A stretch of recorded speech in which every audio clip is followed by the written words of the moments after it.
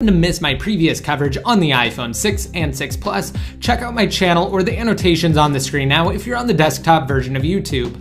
Also, stick around to the end of this video for instructions on how to enter to win my free iPhone 6 giveaway.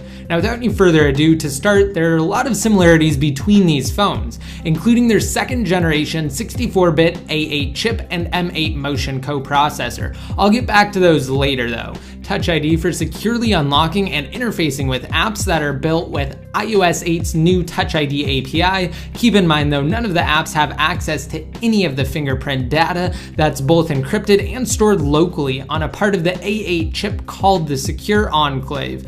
They'll both support NFC-based Apple Pay when it launches next month. They're offered in the same capacities, being 16, 64, or 128 gigabytes, though the 6 Plus will run you an extra $100 over the 6 for the corresponding configurations.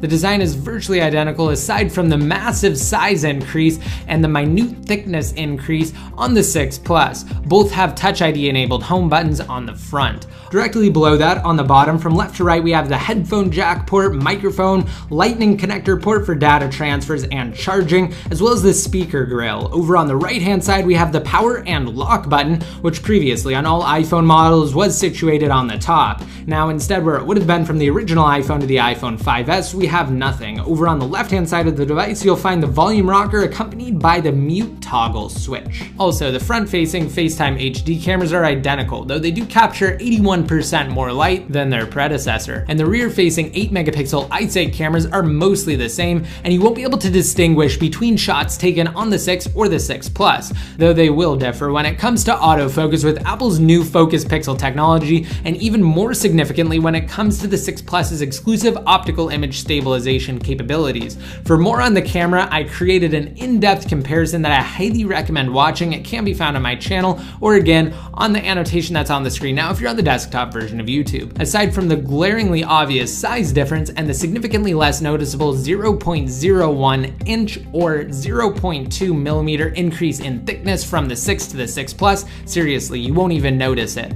There are a few that are definitely there, and they may very well play into your decision prior to purchasing either of these smartphones. Let's start by discussing the size, which is ultimately what it will come down to, because if you can handle it, the 6 Plus is, for the most part, the better phone on paper. First up, we have the pocket test. I usually wear relatively tight jeans, and the 6 Plus seems to fit perfectly. I have no issues with it. It's a little uncomfortable and awkward at first, but I quickly became accustomed to it. In fact, I'm so used to it that I barely notice when the iPhone 6 is in my pocket, as it's much less noticeable. Typing on the iPhone 6 feels mostly like typing on the 5S, as the two are close to the same width. One-handed typing is just as easy. As for the 6 Plus, navigation and typing are a breeze. Without so much as a learning curve, I was able to pick up the iPhone 6 Plus and start using it immediately. I found that typing is fluid and fast. At least for me, two-handed typing seems to be easier and more comfortable than on the smaller 5S, which is what I'm coming from owning previously, as there's more room to hold the device.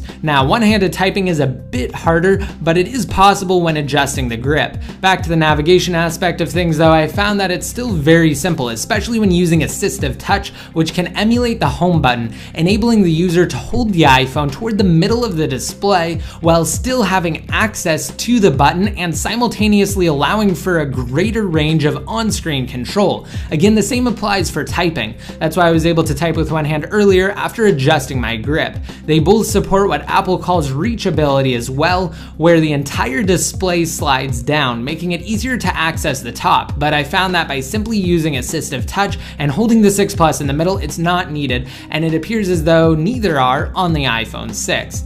Now, if the iPhone 6 Plus were just a bigger phone, I may have opted to use the iPhone 6 as my primary device, but that's not the case. The 6 Plus has several things working in its favor, most notably battery life. Across the board, the iPhone 6 Plus touts improved battery life over the 6 and is comparable to that of the full-sized iPad when connected and browsing over Wi-Fi.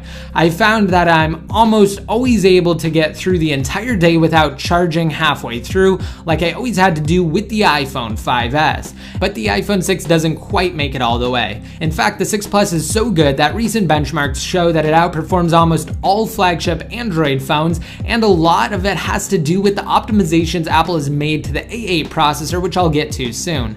Next, beyond battery life, there's the higher pixel density and resolution for that matter.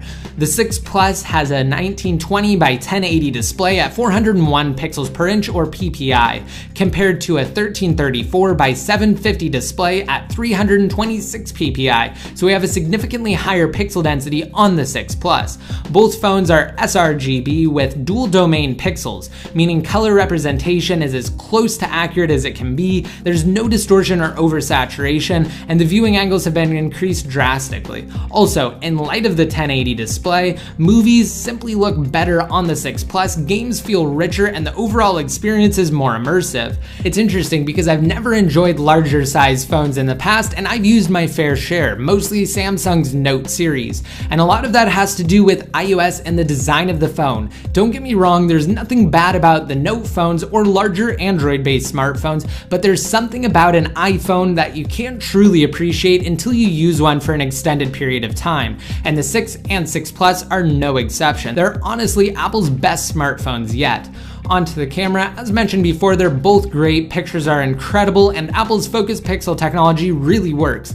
The cameras focus faster than any I've ever seen on a smartphone. The 6 Plus, however, features what's called optical image stabilization that further reduces excess motion and makes shots look smoother. I really recommend watching my video dedicated to just the cameras if you have yet to. Finally, for the 4 major differences, we have apps. Apple's made a big deal about the bigger screen on the 6 Plus. In addition to having a landscape view on the home screen that's exclusive to the 6 Plus, which will definitely extend to the 6 when there's a jailbreak, a lot of stock apps will utilize more of the display when in landscape mode. As you can see in the App Store, we have 2 apps per line on the 6 Plus, whereas the 6 can't flip into landscape. No iPhone can in the App Store, save the 6 Plus. Even in portrait mode, the larger display on the 6 Plus allows for an extra app row, extending it from 6 to 7. Notes, stocks, weather, and other apps also have improved landscape modes, but that's not all. Apple is really pushing for developers to add dual columns to their third-party apps, and while CNN has proved that it is possible to do so on the iPhone 6, in addition to the 6 Plus, the latter of the two will benefit the most from the gigantic display. Also, while Apple has built what they're calling a quote desktop-class scaler into iOS 8 for the iPhone 6 and 6 Plus, apps that aren't updated look stretched and somewhat blown up, but not necessarily pixelated, just odd. And it's not too big of a deal, as developers will update their apps in the days and weeks to come.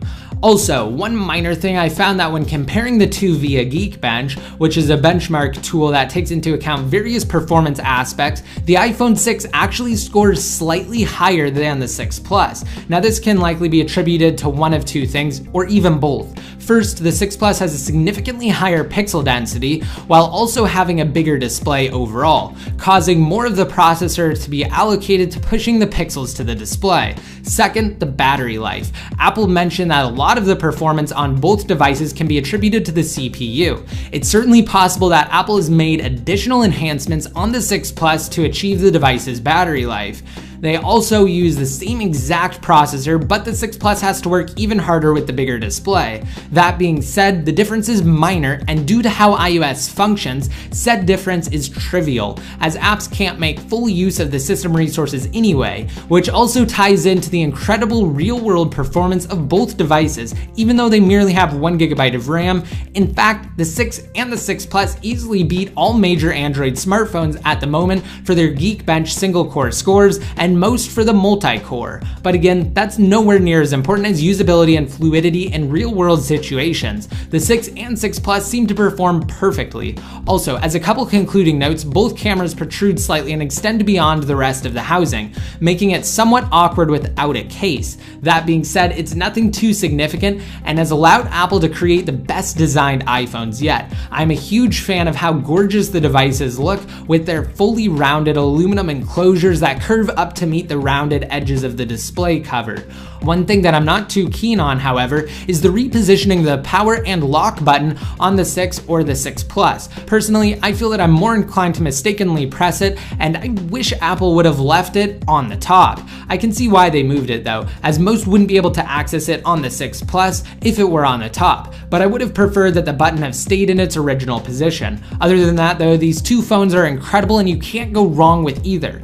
In the end, I hope this video helped you in your decision on which iPhone 6 model to get, the standard or the 6 Plus. As always, thank you for watching, and to enter into my iPhone 6 giveaway, be sure to rate this video up, leave a relevant comment down below in the comment section, and download Free App Life by visiting bit.ly/getfreeapplife or simply freeapplife.com inside of mobile Safari. After hitting download, press the home button and open the app. If you're on iOS 8, download the temporary secure profile, which is strictly used for associating your device with its proper account in a more secure manner on the latest firmware. It's never even installed on your device, as it's immediately deleted once your account has been created or reassociated. After that, simply download sponsored apps for points and refer friends.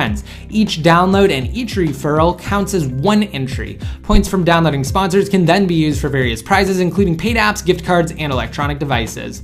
Now that's it for this video. To be updated more often, such as when I cover various things like the iPhone 6, the iPhone 6 Plus, the forthcoming Apple Watch, and the next untethered iOS 8 jailbreak, just be sure to like me on Facebook and follow me on Twitter. Also be sure to subscribe to my channel if you haven't done so already. And until next time, this is ICU signing out.